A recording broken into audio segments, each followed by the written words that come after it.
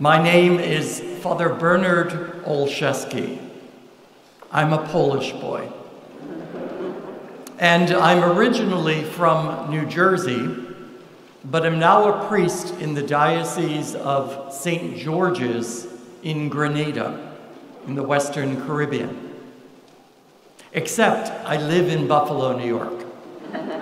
You know, because Buffalo, Caribbean, it's about the same, you know.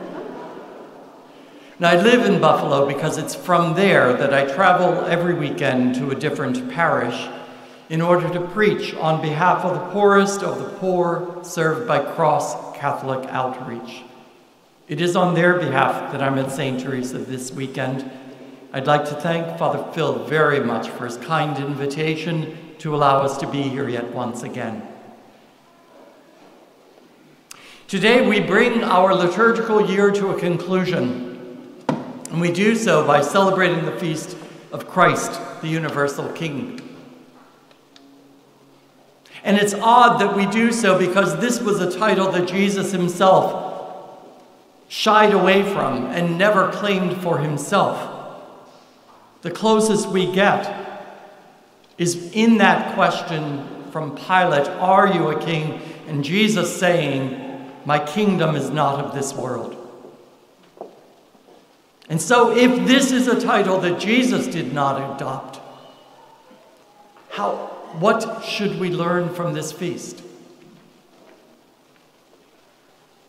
We heard in the second reading that Jesus is the Alpha and the Omega, the beginning and the end. And we're reminded today that today we celebrate the end of the story. We celebrate the goal toward which all life is leading.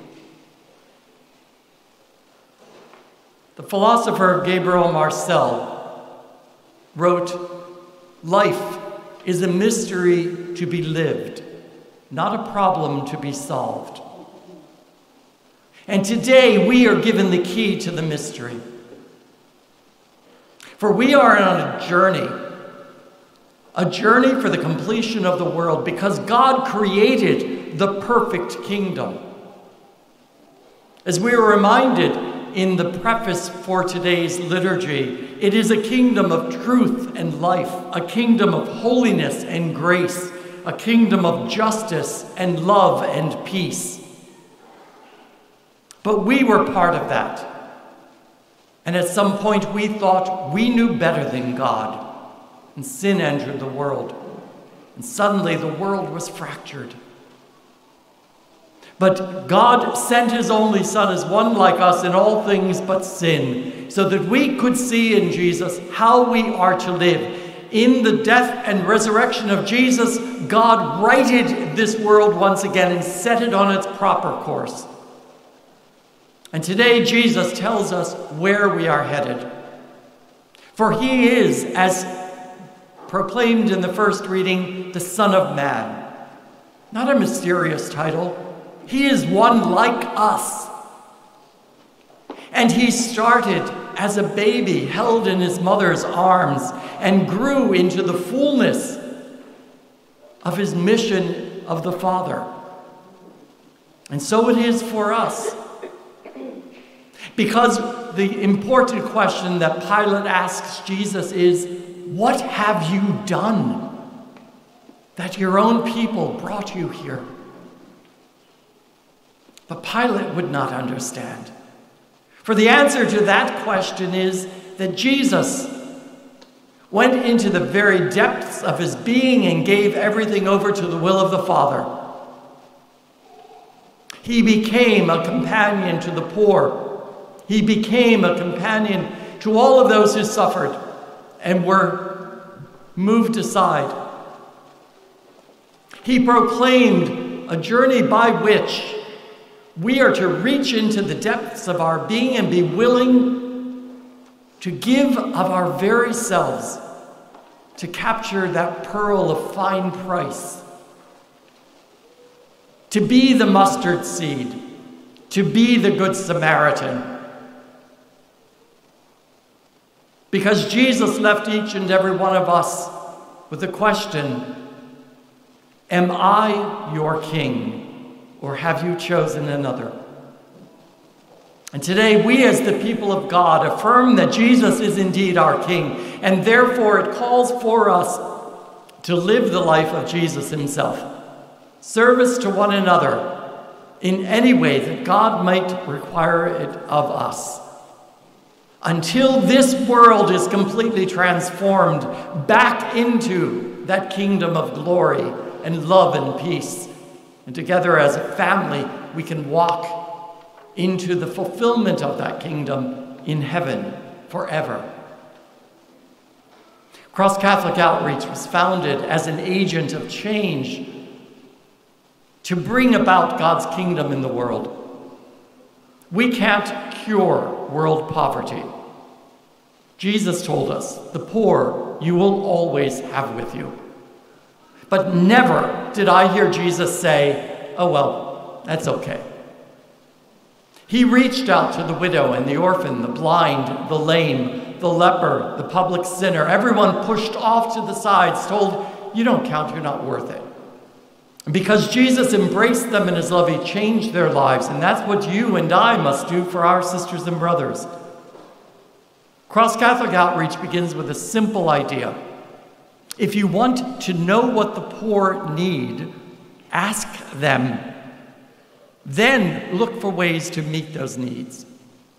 We don't invent programs, create projects.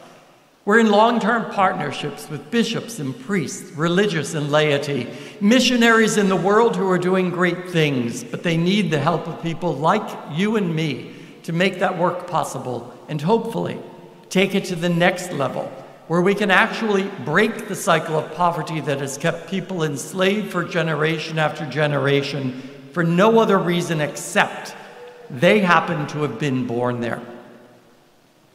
Our work began in the Caribbean, in places like Haiti, Jamaica, the Dominican Republic, and Grenada. We're in Central and South America, in Guatemala, Nicaragua, Honduras, Belize, Guyana, Mexico, Colombia, Peru, Ecuador, El Salvador. In Asia, the Philippines, Vietnam, China, Afghanistan. And in Africa, from Ethiopia and Kenya down to Zambia, Mozambique, and Malawi. 33 countries across the globe. And in those countries, we help sponsor 299 different projects that run the entire gamut of human need.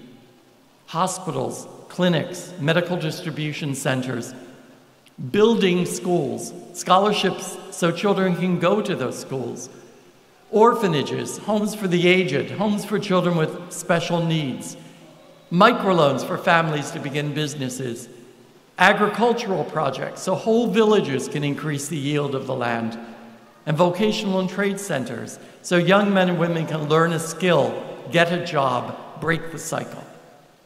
And as good as all of that is, the reality, we need to start with 3 fundamental human needs, things you and I generally take for granted: adequate food, clean drinking water, safe, secure shelter. Because without those, not much else gets done. Think for a moment if before you came to church this morning, the first thing you had to do was take a 20-gallon pail, walk several miles to a river, scoop out the water in that pail, probably polluted, and then carry it back on your head the several miles back to your home, because that's the water for your family to drink and cook with today. That's the life of many of the poor. So we dig wells and boreholes, and then with villagers lay pipes to bring fresh water to places that have never had it, and suddenly lives are transformed. Hygiene goes up, disease goes down, life is never the same. That is the glory of God's kingdom, one well at a time. We build houses because there are people in this world who live in conditions that even if I showed you, you wouldn't believe it. We would not put our pets there. Think of living in a space put together with pieces of lumber or scrap metal, held together by mud, basically. Your roof are leaves, and your floor is dirt. So every time it rains, even inside your house, you are standing in ankle-deep mud. That is the life of the poor. So we build simple houses, 3 or 4 room, cinder block homes on a concrete slab with a tin roof, outhouse cooking area. It's nothing we'd like, but for the families living there, it is a dream come true, because now they can keep their families in safety and security with the peace of mind of a front door with a key they can lock. That is the glory of God's kingdom, one house at a time. The one thing we all need, though, is food. And so we help to feed people. In the world in which we live, 2021, 45% of all of the children who die from the age of 5 or under die because of malnutrition. And the children who are malnourished and live suffer lifelong effects in their body and minds. So we partner with Feed My Starving Children in Minneapolis, and they prepare packets of food called Vita Food. It's rice, beans, vegetables, and flakes of soy, all fortified with vitamins, minerals, and iron, and then packed in a plastic bag. That bag is emptied into a quart of water, boiled for a half hour, so even where you can't drink the water, people can still eat. Every packet feeds 6 people a meal, all donated. But they can't get it to the people who need it the most.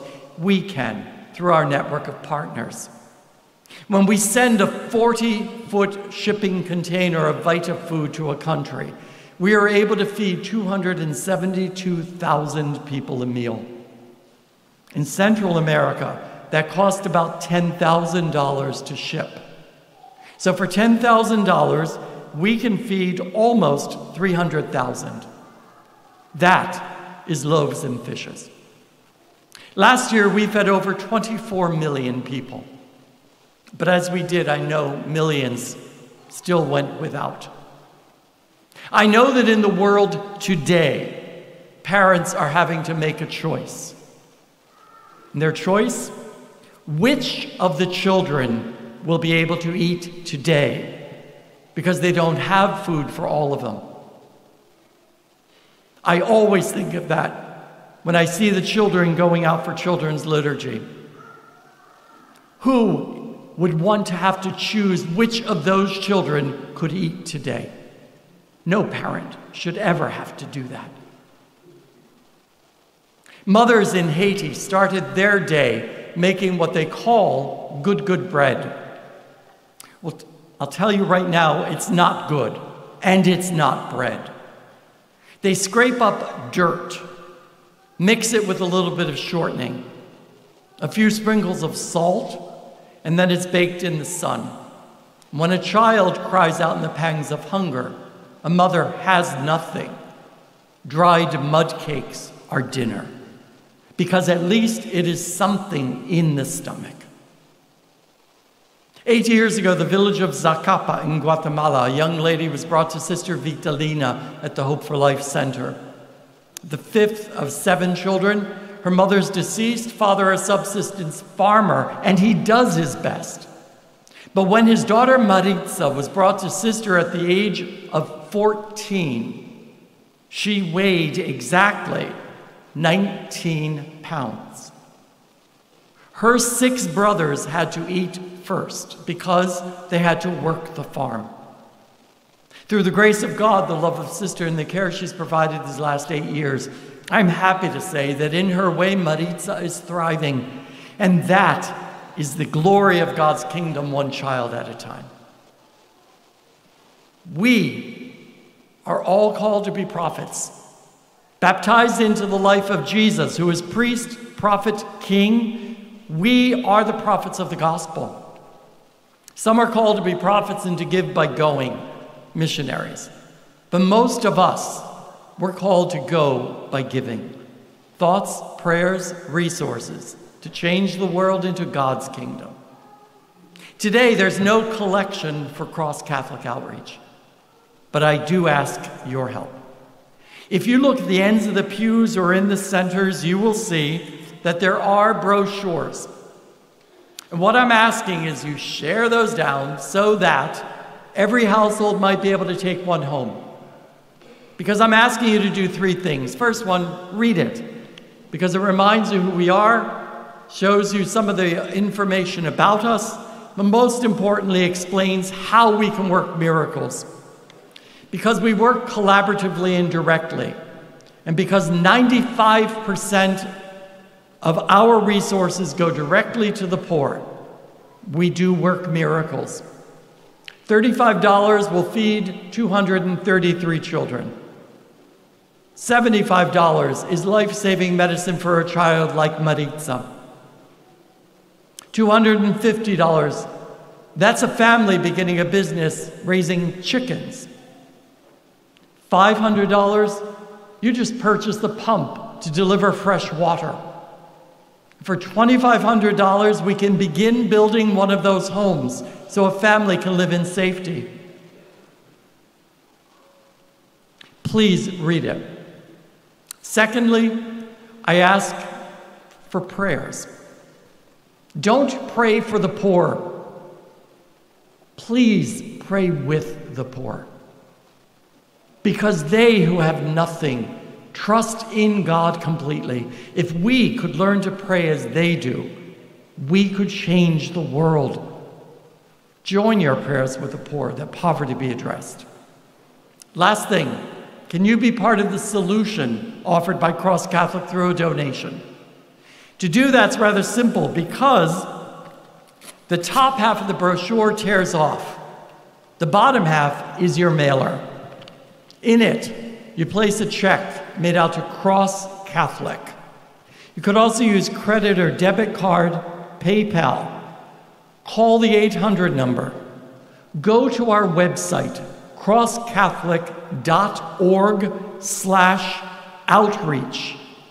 For those who are following Mass at home, that's crosscatholic, single word, .org/outreach.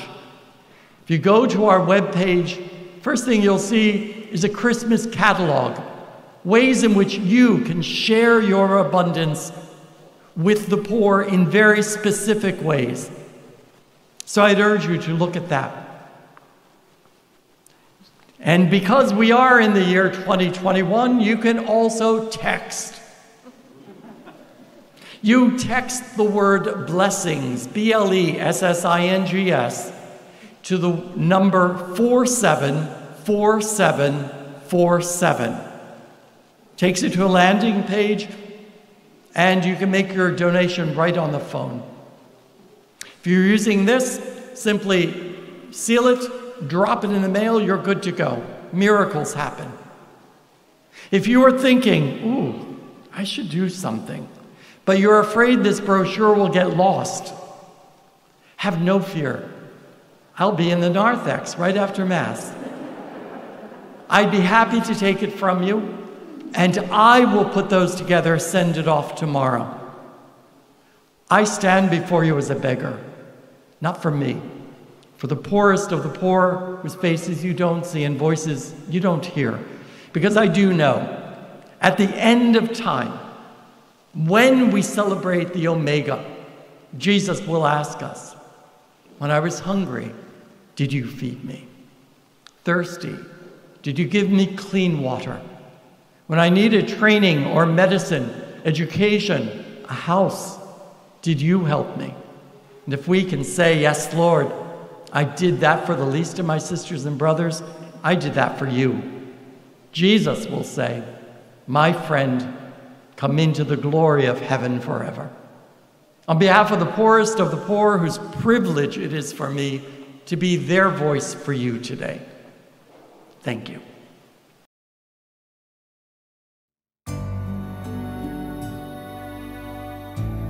Please like, subscribe, or comment below.